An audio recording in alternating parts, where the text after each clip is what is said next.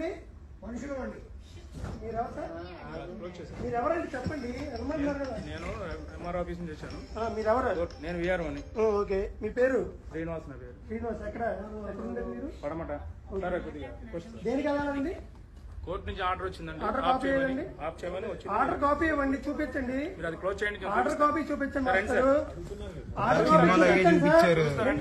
కాదండి, మేము డబ్బులు పెట్టి సినిమా టికెట్లు కొనుక్కున్నాం. మేము ఎందుకు చూడకుండా ఉండాలి? కోర్టు ఆర్డర్ ఇచ్చింది, ఎప్పుడు ఇచ్చింది అన్ని మాకు చదివి వినిపించండి, చూపించండి ఒకసారి.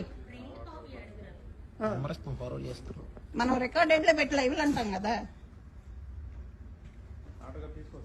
తెలిసిపోతున్నాయి. ఆర్డర్ తీసుకొచ్చే వరకు షో అయ్యింది అమ్మా. ఎరుపులా కనిపిస్తున్నారేంటి ఇక్కడ కూర్చున్న వాళ్ళందరూ? మీకు భాష మాకు కూడా వచ్చు.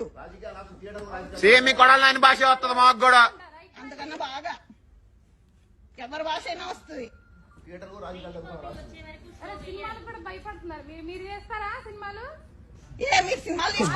సినిమా తీస్తే చూడటానికి కూడా పనికిరారు. ప్రభుత్వానికి పనిచేస్తున్నారా? మాత్రం బుద్ధి లేదు. మీరు జనాలతో డబ్బులు తీసుకునేది, జనాలు ఇచ్చే ట్యాక్స్ మీకు జీతాలు. ఇంటికి కాపీ ఇంకా దొరకలేదా? ఆర్డర్ కాపీ కూడా రాకుండా సినిమా సిగ్గు లేకుండా వస్తుంది. సినిమా మీరు సినిమా సినిమా ఏంటి? సినిమా మీరు మీరు ఆర్డర్ కాపీ మీరు సినిమాని మీ మీద కంప్లైంట్ ఎవడో చెప్పమన్నాడు, మీరు ఆపేస్తారా రోజు సినిమాలు? ఇష్టం చేస్తారండి ఎవరు వచ్చి సినిమా పెడతారు ఈ మధ్య. అదే